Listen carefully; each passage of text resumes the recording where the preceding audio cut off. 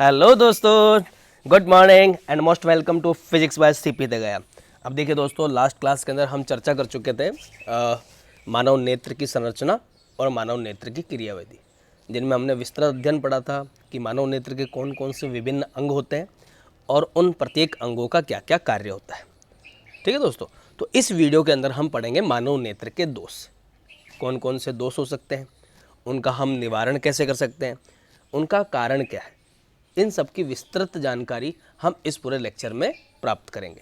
ठीक है दोस्तों, और जो भी चैनल पर नए हैं दोस्तों, चैनल को सब्सक्राइब कीजिए और वीडियो अच्छा लगे उसको लाइक कीजिए और वीडियो को अंत तक ज़रूर देखें, बिकॉज आपकी बहुत सारी कन्फ्यूजन्स का क्लियर मैं इसमें करने वाला हूँ। ठीक है दोस्तों, अब एक चीज़ और सुन लीजिए दोस्तों। अब क्या है, हमने एक निर्णय लिया है कि आपके क्लास 10th हो, क्लास 11th हो, क्लास 12th, इन तीनों की फिजिक्स का पर्टिकुलर टाइम शेड्यूल सेट कर दिया है हमने। मीन्स सुबह 9 बजे फिजिक्स के टॉपिक्स रहेंगे जो क्लास 10th और क्लास 12th दोनों में कॉमन है, और साथ के साथ ही सुबह 10 बजे क्लास 10th और क्लास 12th के इंग्लिश मीडियम के कॉमन टॉपिक्स को हम डिस्कस करेंगे। ठीक है, उसके बाद मैथमेटिक्स की क्लास है, 10th क्लास की मैथमेटिक्स स्टार्ट करिए, बिकॉज बच्चों की बहुत डिमांड आ रही थी कि सर हमारे बोर्ड के पेपर्स वगैरह नहीं हुए हैं, तो सीबीएसई और आरबीएसई दोनों के लिए, मीन्स हिंदी मीडियम और इंग्लिश मीडियम दोनों के लिए 11 से लेकर 12 बजे का शेड्यूल हमने फिक्स किया है। और साथ के साथ ही क्लास 11th के लिए भी हमने अब लेक्चर स्टार्ट करने का निर्णय लिया है, जो एक पर्टिकुलर डेली शेड्यूल के हिसाब से चलेगा, जो शाम को 6 बजे का शेड्यूल रखा है उनका। ठीक है दोस्तों, और जैसा भी टाइम होता है इनका वो उनको हम अवगत करा देंगे आपको कि इनका टाइम शेड्यूल हमने क्या रखा है। ठीक है दोस्तों, तो आइए तो अब वीडियो को स्टार्ट करते हैं मेरे दोस्तों। अब यहाँ पर क्या है, हम मानव नेत्र के दृष्टि दोष को पढ़ने वाले हैं। तो दृष्टि दोष मीन्स आइज़ के ऐसे कौन कौन से डिफेक्ट्स हैं। आपने देखा होगा बहुत सारे जो बच्चे हैं, बुजुर्ग हैं, वो सब चश्मा लगाते हैं, ठीक है, स्पेक्स लगाते हैं अपने चेहरे पर। उसका कार्य क्या होता है, किसी को दूर का नहीं दिखाई देता उसको संशोधित करता है, किसी को पास का नहीं दिखाई देता उसके लिए भी अलग चश्मा लगता है। ठीक है, किसी को मोतियाबिंद है तो उनके ऑपरेशन की क्रियाविधि है, उनके लिए शल्य चिकित्सा की जाती है, ऑपरेशन किया जाता है। तो ये अलग अलग तरीके हैं, हम इनके उपचार भी पढ़ेंगे और कौन कौन से लेंसों से इनका उपचार किया जा सकता है। ठीक है, इनके कारण क्या है। ठीक है दोस्तों, तो वीडियो में लास्ट तक बने रहें।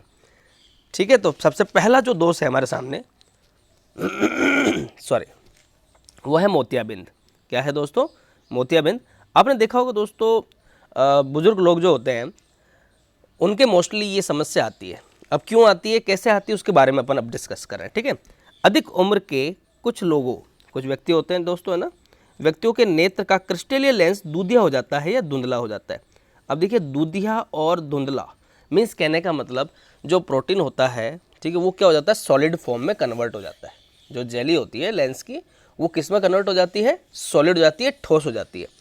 अब देखिए दोस्तों, अगर ठोस हो जाएगा तो ठोस से प्रकाश देखो, द्रव अवस्था में भी है, मीन्स जलीय अवस्था में भी है, और ठोस भी है, तो दोनों के बीच में कुछ ना कुछ अपवर्तनांक का फर्क आ जाता है।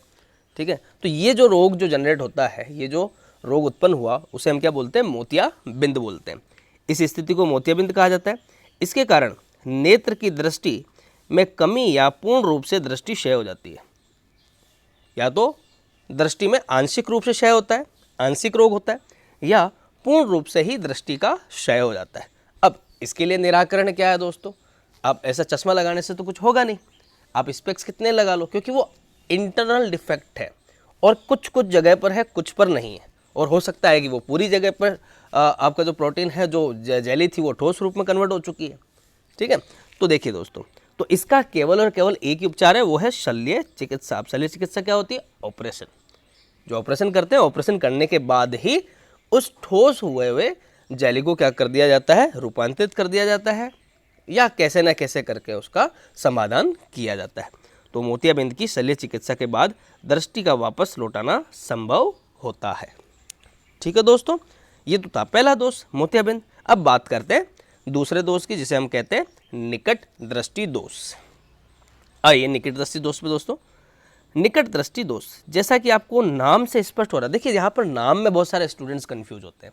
निकट दृष्टि दोष मीन्स ऐसा दृष्टि दोष जिसमें निकट की वस्तुएं ना दिखाई दे, नहीं, ये बिल्कुल गलत है दोस्तों। निकट दृष्टि दोष का जो शाब्दिक अर्थ है वो तो निकट दृष्टि दोष, परंतु जो वास्तव में साइंटिफिक इसका जो रीजन है, जो दोष है, वो दूरदृष्टि से रिलेटेड है। मीन्स जिसे निकट दृष्टि दोष होता है उसे दूर की वस्तुएं स्पष्ट नहीं दिखाई देती है। कहाँ की वस्तुएं स्पष्ट नहीं दिखाई देती दोस्तों? दूर की वस्तुएं स्पष्ट नहीं दिखाई देती है। मीन्स निकट दृष्टि दोष जिसे कहा जाता है मायोपिया।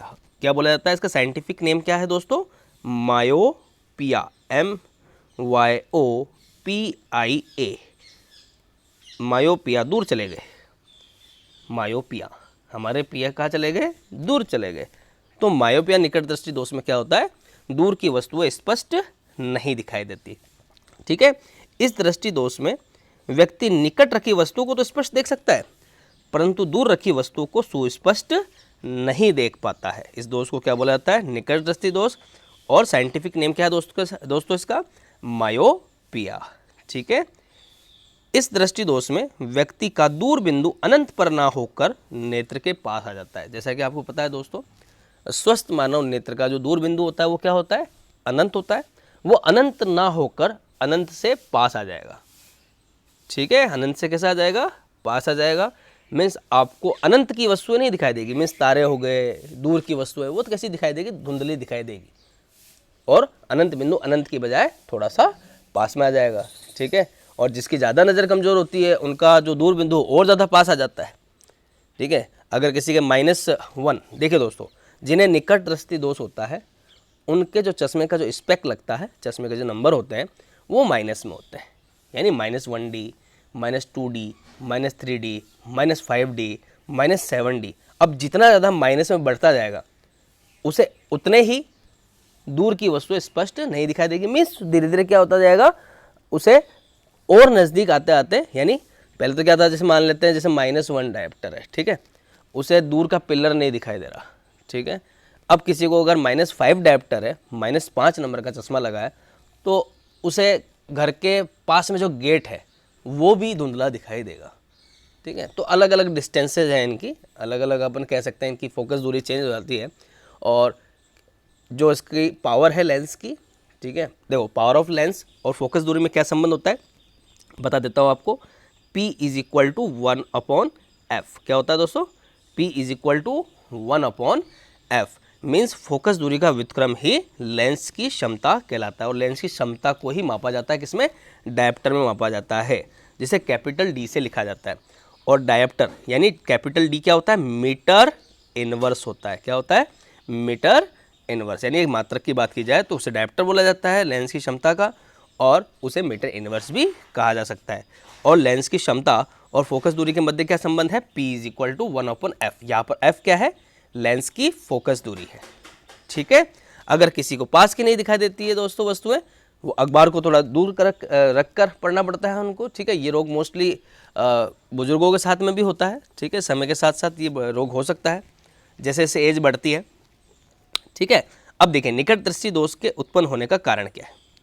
तो निकट दृष्टि दोष के उत्पन्न होने का कारण दोस्तों अभिनेत्र लेंस की वक्रता का अत्यधिक हो जाना। मीन्स जो मानव नेत्र का जो लेंस है उसकी वक्रता मान लो ये है, अगर इसकी वक्रता बढ़ जाए, थोड़ा सा इसको क्लियर कर देते हैं, इसी साइज में बनाते हैं, ये इसकी वक्रता अगर बढ़ जाए, ठीक है, तो कौन सा रोग आ जाएगा उसको? उससे हो जाएगा निकट दृष्टि दोष, मीन्स मायोपिया। अब अगर ऐसा होगा तो आप मुझे बताइए दोस्तों, अगर प्रकाश किरण मुख्य अक्ष से समांतर होती है कहाँ मिलेगी? फोकस बिंदु पर। ठीक है, उसका फोकस कहाँ पर होना चाहिए? रेटिना पर होना चाहिए। अगर ऊपर वाले केस की बात करें तो प्रकाश किरण मुख्य अक्ष से समांतर है। अब रेटिना तो रह गया दोस्तों यहाँ पे, ठीक है, इस जगह रेटिना रह गया। ये देखो इसके कंपेरेटिवली ले लेते हैं। अब फोकस दूरी कहाँ बनेगी? मीन्स ये पहले ही मिल जाएगा।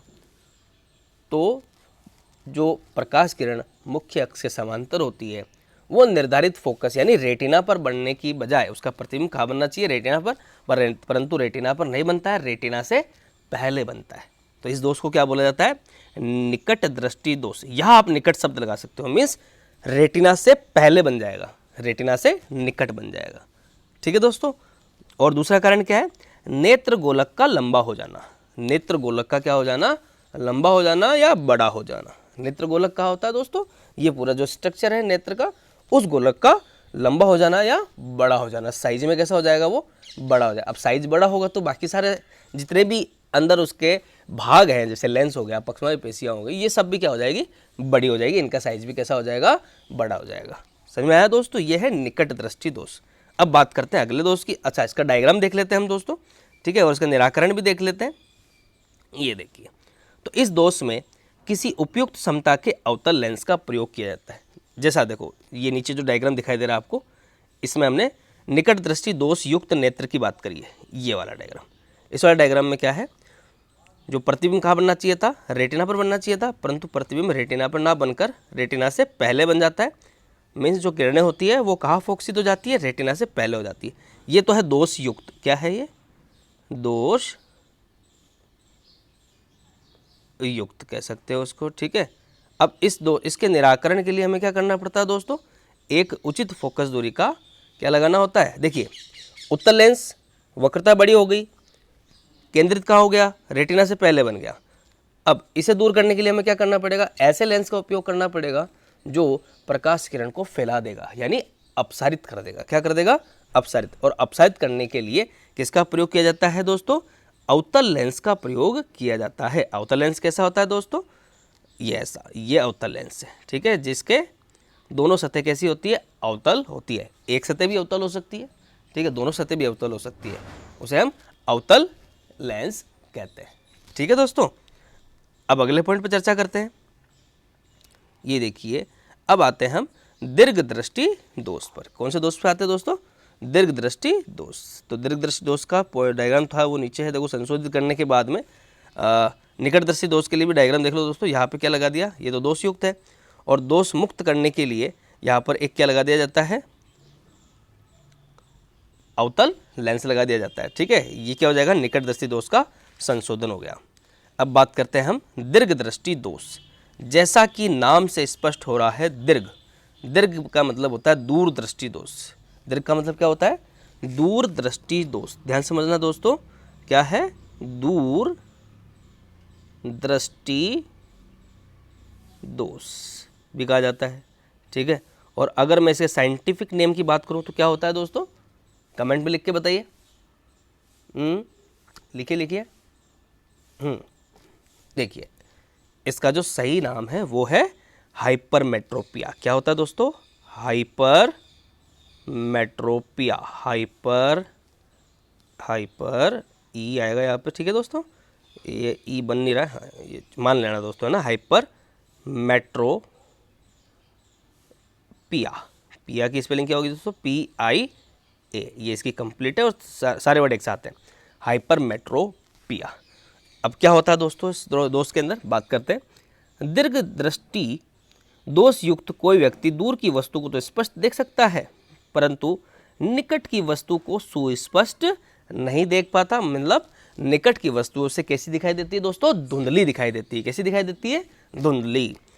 ऐसे दोष युक्त व्यक्ति का निकट बिंदु सामान्य निकट बिंदु यानी 25 सेंटीमीटर से दूर हट जाता है।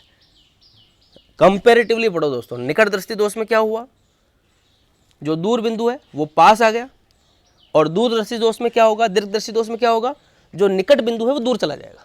कहाँ चला जाएगा, दूर चला जाएगा, ठीक है। तो इसमें निकट बिंदु क्या होता है, वैसे स्वस्थ मानव नेत्र की स्वस्थ नेत्र होती है, उसके लिए निकट दूरी कितनी होती है, निकट बिंदु की स्थिति कितनी होती है, 25 सेंटीमीटर होती है। ये 25 सेंटीमीटर से क्या हो जाती है दोस्तों, दूर हो जाती है। समझ में आया, कोई दिक्कत, चलो आगे बढ़ते हैं।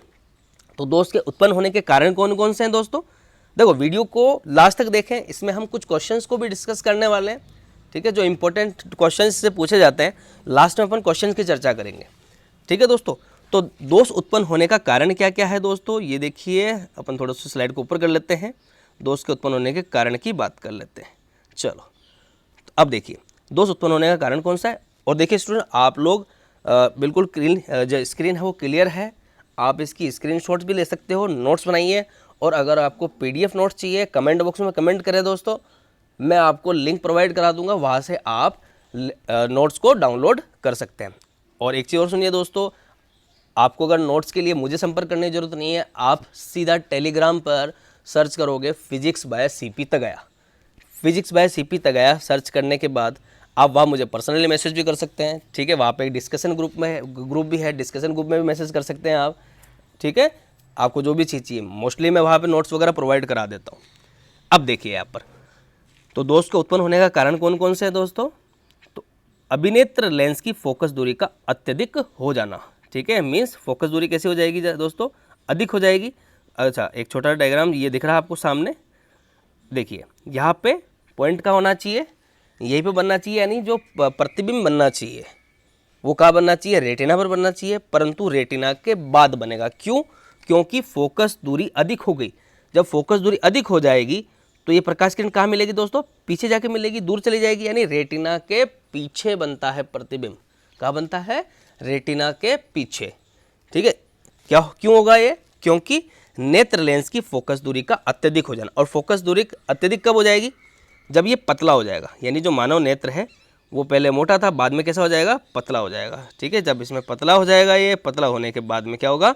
इसकी फोकस दूरी का मान बढ़ जाएगा, फोकस दूरी का मान बढ़ जाएगा। समय है दोस्तों, यानी नेत्र, और ये कब हो सकता है?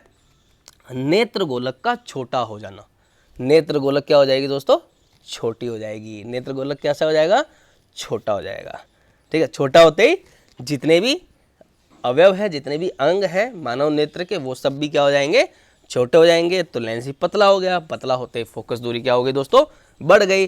फोकस दूरी बढ़ गई तो बढ़ने के बाद प्रतिबिंब कहाँ बनेगा? रेटिना के पीछे बनेगा, बिकॉज जो प्रतिबिंब है रेटिना के ऊपर नहीं बन रहा है, इसलिए प्रतिबिंब हमें स्पष्ट नहीं दिखाई देगा। मीन्स स्पष्ट प्रतिबिंब के लिए प्रतिबिंब कहाँ बनना चाहिए? रेटिना पर बनना चाहिए। और रेटिना पर बनने वाला प्रतिबिंब भी सबसे ज़्यादा स्पष्ट कौन से बिंदु पर दिखाई देता है? पित्त बिंदु पर। कौन से बिंदु पर? पित्त बिंदु पर, ठीक है दोस्तों। अब देखिए इसके दोष को अपन समझ लेते हैं।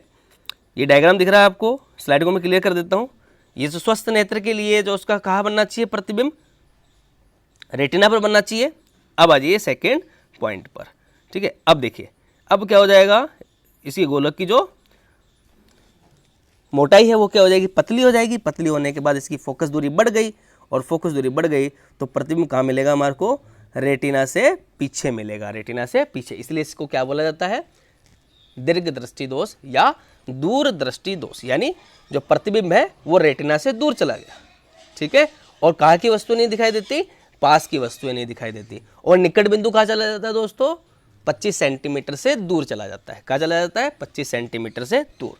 अब देखिए जब इस रोग को हमें सही करना है, तो सही करने के लिए या इसका संशोधन करने के लिए, इसका उपचार करने के लिए हमें कैसे लेंस का उपयोग करना पड़ेगा? ऐसे लेंस का उपयोग करना पड़ेगा जो प्रकाश किरण को अभिसारित करेगा या केंद्रित करेगा, क्योंकि प्रकाश किरण कहाँ जा रही है? रेटिना से दूर जा रही है, और उसको हमें पास बुलाना है। तो पास बुलाने के हमें क्या करना पड़ेगा? ऐसे लेंस का उपयोग करना पड़ेगा जो प्रकाश किरण को केंद्रित कर दे। तो इसके लिए उचित फोकस दूरी की किसका प्रयोग किया जाएगा दोस्तों? उचित फोकस दूरी के उत्तल लेंस का प्रयोग किया जाएगा। किसका प्रयोग किया जाएगा? उचित दूरी के उत्तल लेंस का, ठीक है। चलिए आगे पढ़ते हैं दोस्तों। संशोधन किससे किया जाएगा? उचित दूरी के या उचित फोकस दूरी के उत्तल लेंस के द्वारा। अब अगले दोष पर आते हैं, जो है दोस्तों जरा दृष्टि दोष। जैसा कि आपको नाम से ही स्पष्ट हो रहा है, जरा, जरा का मतलब क्या होता है दोस्तों? जरा का मतलब होता है बुढ़ापा, वृद्धावस्था, उसे कहा जाता है जरा। तो जरा दृष्टि दोष मतलब बुढ़ापे में या वृद्धावस्था में होने वाला दृष्टि दोष ही जरा दृष्टि दोष कहलाता है, जिसे जरा दूर दृष्टिता भी कहा जाता है। क्या बोला जाता है दोस्तों? जरा दूर दृष्टिता। आयु में वृद्धि होने के साथ साथ मानव नेत्र में समंजन क्षमता घट जाती है। समंजन क्षमता क्या होती है दोस्तों? मानव नेत्र की फोकस दूरी को परिवर्तित करने की जो क्षमता है मानव नेत्र की, ताकि प्रकाश किरण का जो प्रतिबिंब बनना चाहिए वो कहाँ बनना चाहिए? रेटिना पर, ठीक है। उस क्षमता को ही हम समंजन क्षमता कहते हैं, ठीक है। अब समंजन क्षमता क्या होती है? जैसे धीरे धीरे जैसे जैसे एज बढ़ती है वैसे वैसे समंजन क्षमता धीरे धीरे कमजोर होने लग जाती है, और अधिकांश व्यक्तियों का निकट बिंदु दूर हट जाता है। निकट बिंदु क्या हट गया दोस्तों? दूर हो गया। इस दृष्टि दोष को जरा दृष्टि दोष कहते हैं। अब देखिए दोस्तों, जरा दृष्टि दोष में एक चीज और होती है, निकट बिंदु भी दूर खिसक जाता है और दूर बिंदु भी पास आ जाता है। मीन्स इसमें दोनों ही चीजें नहीं दिखाई देती है, ना तो उसे दूर की वस्तुएं स्पष्ट दिखाई देती है और ना ही पास की वस्तुएं स्पष्ट दिखाई देती है। तो आपने देखा होगा दोस्तों, अपने दादाजी वगैरह, दादी, नाना नानी जिनके चश्मे लगे होते हैं, तो उनके स्पेक्स का जो ग्लास होता है, ग्लास में एक छोटा सा गोल हिस्सा और होता है, ठीक है, बीच में वो किस प्रकार का होता है, उत्तल लेंस होता है, और साइड में से किसकी तरह दिखाई देता है, वो अवतल लेंस की भांति दिखाई देता है। मीन्स दूर की वस्तुओं को भी देखने के काम में आता है और पास की वस्तुओं को देखने के लिए जो छोटा सा नीचे गोल हिस्सा है वह कार्य करता है। समझ में आया दोस्तों? ठीक है, अगली बात करते हैं। ठीक है, इसका कारण क्या है? तो कारण जैसा कि आपको पता चल गया कि वृद्धावस्था में क्या हो जाएगा, समंजन क्षमता घट जाती है। मीन्स जो पेशियां होती है वो काम करना बंद कर देती है या दुर्बल हो जाती है। यह पक्षमावी पेशियों के धीरे धीरे दुर्बल होने और क्रिस्टलीय लेंस के लचीलेपन में कमी आने के कारण उत्पन्न होता है। लचीलापन, ठीक है, और लचीलापन जब क्रिस्टलीय लेंस ठोस हो जाता है तब कौन सा रोग होता है, मोतियाबिंद रोग होता है। कैसा रोग होता है, मोतियाबिंद। ठीक है, इसमें मोतियाबिंद वाले दोष भी आ जाते हैं। ठीक है, निवारण कैसे हो सकता है? उत्तल लेंस, देखो उत्तल लेंस का प्रयोग कर सकते हैं, पर हम यहाँ बात करेंगे द्विफोक्सी लेंस। ये लिख देना दोस्तों, द्वि, और कॉपी पेन साथ में लेके बैठा करो यहाँ पे, है ना, कॉपी पेन साथ में लेके बैठो ताकि जो भी चीज़ें मैं बता रहा हूँ, ठीक है, उसको आप लिख सको। द्विफोक्सी लेंस, बाइफोकल लेंस जिसको बोलते हैं। बाइफोकल लेंस में क्या होता है, उत्तल लेंस भी होता है प्लस अवतल लेंस भी होता है। कैसा लेंस होता है, यानी उत्तल और अवतल दोनों होते हैं, जिसे हम द्विफोक्सी लेंस कहते हैं। इससे क्या होता है, पास की वस्तु भी दिखाई दे जाएगी और दूर की वस्तुएं भी दिखाई देगी। ठीक है, और बात करते हैं इसके अगले पॉइंट की। कभी कभी किसी व्यक्ति को दोनों प्रकार के दोष भी हो सकते हैं। ठीक है भाई, उसको जिसका हमने पहले ही बात कर ली। ठीक है, निकट दृष्टि तथा दूरदृष्टि दोष दोनों होते हैं। ऐसे व्यक्तियों के लिए प्राय द्विफोक्सी, देखो नाम आ गया दोस्तों यहाँ पर, द्विफोक्सी लेंस की आवश्यकता होती है। ऊपरी भाग अवतल लेंस और निचला भाग कैसा होता है, उत्तल लेंस होता है। समझ में आया दोस्तों? चलो अब बात करते हैं दोस्तों कि एक और इम्पोर्टेंट टॉपिक है, अपन दृष्टि दोष के बारे में पढ़ चुके हैं। एक दृष्टि दोष और होता है जिसे हम अबिंदुकता दोष बोलते हैं। अबिंदुकता दोष में क्या होता है, जो कोई भी वस्तु है उसका XYZ यानी जो हमारा विमीय समंजन होता है वो हमारे नेत्र द्वारा नहीं बन पाता है। इसलिए वस्तु जैसे कोई छोटी है तो बड़ी दिखाई देगी, बड़ी है तो छोटी दिखाई देगी। हाथी को, ध्यान सुनना दोस्तों, हाथी जो होता है, हाथी क्या होता है, हाथी, उसे कोई भी वस्तु अपने से, मतलब कहने का मतलब कोई 1 मीटर की वस्तु है तो उसे कितने मीटर दिखाई देगी, 6 मीटर दिखाई देगी। तो उसमें कौन सा दोष है, कौन सा दोष है दोस्तों, वो दोष है अबिंदुकता दोष। कौन सा दोष है, अबिंदुकता दोष। ठीक है, नोट्स में नहीं है, फिर भी इसके लिए अगर आपको स्लाइड चाहिए, इसका नोट्स चाहिए तो आप मेरे को बोल सकते हैं, मैं आपको नोट्स प्रोवाइड करा दूंगा। अब आइए दोस्तों अगले पॉइंट पर आते हैं।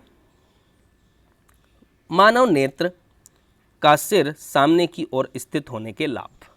ठीक है, ये भी एक इम्पोर्टेंट पॉइंट है, बिकॉज कंपटीशन वगैरह कोई से भी एग्जाम्स वगैरह में यहाँ पे पूछा जाता है। क्लास 10th के लेवल पे भी पूछा जा सकता है, क्लास 12th के लेवल पर भी पूछा जा सकता है। ठीक है, तो इससे हम त्रिविमीय चाक्षुकी मीन्स 3D विजन, 3 डायमेंशनल यानी 3D विजन होता है, मतलब त्रिविमीय वस्तु को हम देख सकते हैं। ठीक है, इसका लाभ मिलता है दोनों सिर के आगे। देखिए इसका फ़ायदा है, हमारे सिर के आगे की तरफ भी क्यों है, 2 आँखें, दोनों आँखों का एक समंजन वैसे होना क्या चाहिए, एक आँख से भी प्रतिबिंब अलग दिखना चाहिए, दो से दूसरी से भी अलग दिखना चाहिए। ऐसे दो दिखाई देते क्या, नहीं दिखाई देते। एक फिक्स डिस्टेंस होती है हमारे आँखों के बीच की, जो ये सारी चीज़ों को एडजस्ट करती है। ठीक है, और हम 3D, इसका सबसे बड़ा लाभ क्या है, हम 3D फीचर्स देख सकते हैं। हमें बाल्टी, जैसे सामने कोई ऑब्जेक्ट पड़ा है, ठीक है, उसकी सारी विमाएँ दिखाई देगी, 3 विमाएँ दिखाई देगी, X, Y और Z, सारी तो नहीं, विमाएँ 3 से भी अधिक होती है। ठीक है, अप टू 12th आप 3D ही पढ़ेंगे, 2D और 3D, 2D 3D 1D। इससे ऊपर पढ़ने के लिए आपको बहुत डीप स्टडी करनी पड़ेगी। ठीक है, तो यहाँ पे हम त्रिविमीय विजन यानी 3D विजन का लाभ मिलता है। इससे हमारा दृष्टि क्षेत्र विस्तृत हो जाता है, दृष्टि क्षेत्र विस्तृत हो जाएगा। ठीक है, एक तो एक आंख से अपन बिल्कुल सामने देख पाते हैं, एक छोटा सा एरिया, एक आंख बंद करके देख लो आप, आपको स्वयं पता चल जाएगा दृष्टि क्षेत्र बढ़ा या नहीं बढ़ा। दोनों आंखों के कारण दृष्टि क्षेत्र बढ़ जाता है, 270 डिग्री के आसपास अपन देख सकते हैं। ठीक है, पीछे यानी 180 डिग्री भी नहीं, उससे भी और थोड़ा आप पीछे की तरफ देख सकते हो, इतना दृष्टि प्रसार क्षेत्र हो जाता है। और उल्लू की विशेष बात क्या है, वो 360 डिग्री तक देख सकता है। कैसे देख सकता है, अपने गर्दन को घुमाकर। ठीक है, मीन्स उसकी जो आइज गर्दन को घुमाए बिना उसकी जो स्ट्रक्चर होता है वो कुछ इस प्रकार का होता है कि वो 360 डिग्री तक देख सकता है। इससे हम धुंधली चीज़ों को भी देख सकते हैं। किसको देख सकते हैं दोस्तों? धुंधली वस्तुओं को भी देख सकते हैं। ठीक है, अब चलो अब बात करते हैं अपन क्वेश्चन आंसर्स की। ठीक है, पूरा टॉपिक आपको अच्छे समझ में आया होगा दोस्तों। ठीक है, अब आ जाते हैं अपन क्वेश्चन आंसर पर। तो क्वेश्चन आंसर के अंदर सबसे पहला पॉइंट जो है, निकट दृष्टि दोष तथा दूर दृष्टि दोष के निवारण के लिए कौन से लेंस का प्रयोग किया जाता है? निकट दृष्टि दोष के लिए अवतल लेंस का प्रयोग किया जाता है दोस्तों। कमेंट बॉक्स में कमेंट कीजिए आप, मेरे लिखने से पहले आप आंसर कमेंट कर दीजिए। निकट दृष्टि दोष के लिए अवतल लेंस, ठीक है। और बताइए दोस्तों, दूरदर्शी दोष के लिए कौन से लेंस का प्रयोग किया जाता है? दूरदर्शी दोष के लिए उत्तल लेंस का प्रयोग किया जाता है। किसका प्रयोग किया जाता है? उत्तल लेंस का। चलो ले बड़ा हो गया, कोई नहीं, मान लेना भाई, सह पीछे ना। ठीक है, अब आ जाओ जरा दृष्टि दोष के लिए। अगला क्वेश्चन पे आते हैं अपन, क्लियर कर देता हूँ मैं स्लाइड। अगला क्वेश्चन क्या है? जरा दृष्टि दोष या जरा दूरदृष्टिता नेत्र रोग का निवारण कैसे हो सकता है? अब दूरदृष्टिता है, ध्यान समझना मतलब क्या है। जरा दूरदृष्टिता, दूर दूर शब्द का प्रयोग कर लिया यहाँ पर, ठीक है। मीन्स उसे कहाँ की वस्तु नहीं दिखाई दे रही है, पास की वस्तु नहीं दिखाई दे रही है। तो इस रोग के लिए कैसे लेंस का उपयोग किया जाता है?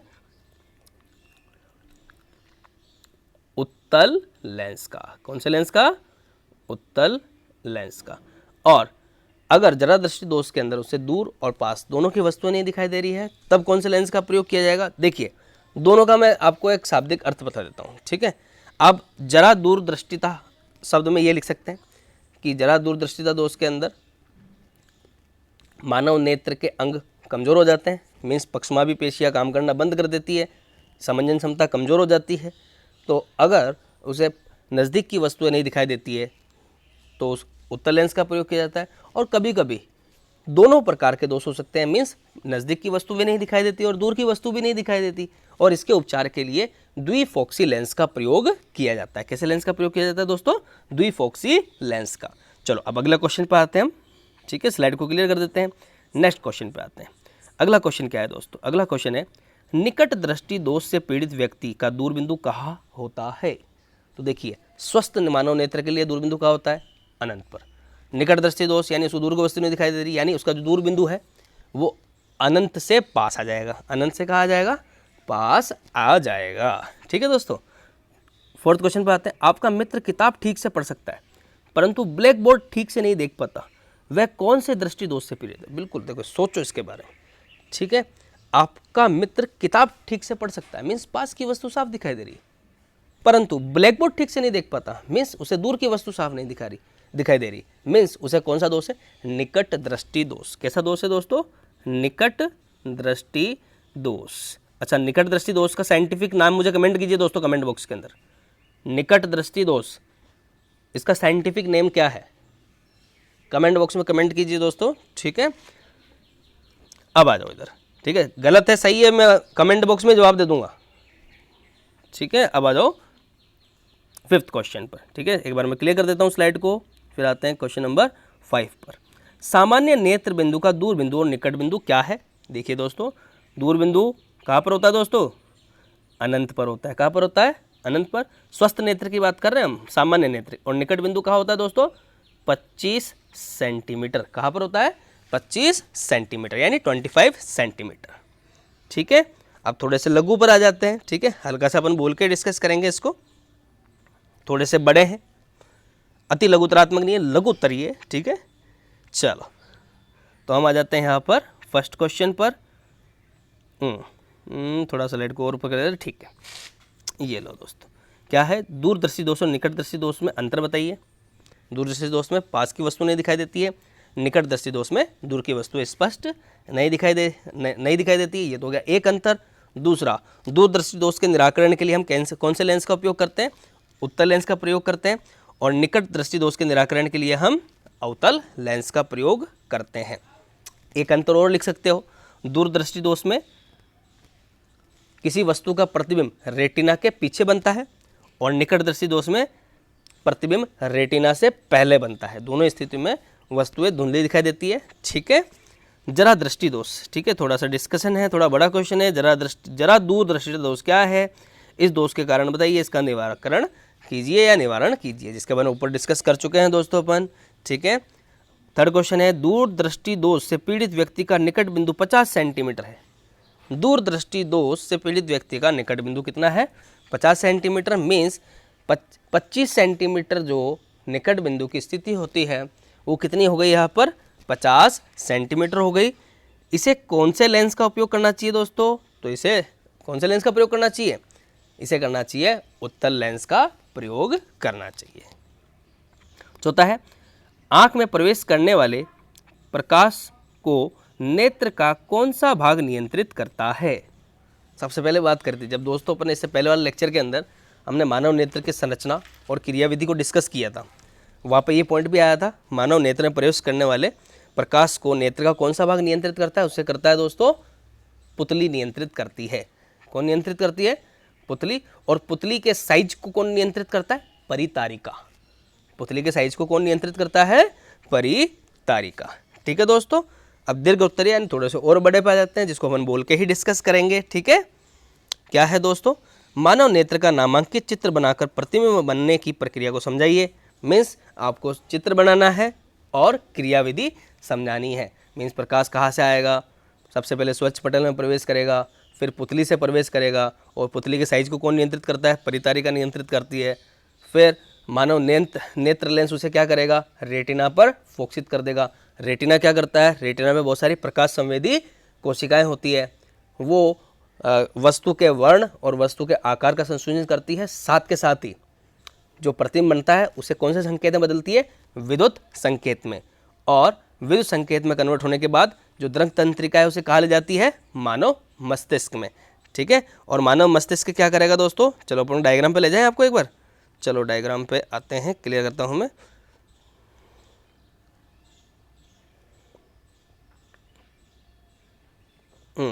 ये रहा दोस्तों मानव नेत्र, ठीक है। तो ये दृक तंत्रिका है, दृक तंत्रिका संकेत का जाएगा मानव मस्तिष्क में, और मानव मस्तिष्क क्या करेगा, संशोधित करके वस्तु का प्रतिबिंब सीधा दिखाता है, ठीक है दोस्तों। चलो अब दीर्घ उत्तरीय में अगले क्वेश्चन पर आ जाते हैं दोस्तों अपन। ये आ गया दोस्तों अपन अगले क्वेश्चन पर, ठीक है। रंग बिरंगा संसार, चलो जरा अति लघु, ये तो बहुत छोटा बड़ा है, चलो और बड़े में आ जाते हैं। ये अगली स्लाइड, ठीक है ठीक है। निकट दृष्टि दोष क्या है, इसके मुख्य दो कारण लिखिए, रेखा चित्र बनाकर इस दोष का निवारण कीजिए। तो इससे पहले दोस्तों अपन ने इसी वीडियो के अंदर डिस्कस किया है, ठीक है। मायोपिया हाइपरमेट्रोपिया दोनों के डायग्राम बनाकर दिखा सकते हैं, उनका संशोधन कैसे किया जा सकता है, ठीक है। यहाँ पे तो निकट दृष्टि दोष पूछा है, एग्जाम में दूरदर्शी दोष ही पूछ सकता है, ठीक है। इनके साइंटिफिक नाम भी लिखो ताकि आपको पता चले, एग्जामिनर से आपको अच्छा रिस्पॉन्स मिले, अच्छे मार्क्स मिले। निकट दृष्टि दोष के बारे में लिख ही रहे हो तो निकट दृष्टि दोष का नाम क्या होता है दोस्तों, मायोपिया। और दूरदृष्टि दोष का साइंटिफिक नेम क्या होता है, हाइपरमेट्रोपिया, ठीक है दोस्तों। अच्छे से आपको ये क्वेश्चन समझ में आए होंगे, मानव नेत्र का दोष समझ में आया होगा। वीडियो अच्छा लगा हो लाइक कीजिए दोस्तों। अभी तक चैनल को सब्सक्राइब नहीं किया है तो दोस्तों चैनल को सब्सक्राइब कर लें, ठीक है। और अपने जितने भी भाई बहन, परिवार के दोस्त वगैरह जो भी हैं उनको सबको ये वीडियो शेयर कीजिए, ठीक है दोस्तों। Thank you so much. अगले वीडियो के अंदर हम और भी इस चैप्टर से रिलेटेड एक पॉइंट है जिसके अंदर हम प्रिज्म का वर्णन करेंगे, ठीक है। प्रिज्म के द्वारा अपवर्तन की बात करेंगे हम, विचलन कोण की बात करेंगे हम, ठीक है। इंद्रधनुष के बनना, ठीक है। लेंस सूत्र, लेंस मेकर सूत्र, लेंस सूत्र के बारे में इससे पहले वाले लेक्चर में डिस्कस कर चुके हैं। लेंस मेकर सूत्र के बारे में भी डिस्कस करेंगे हम, ठीक है दोस्तों। Thank you so much, bye.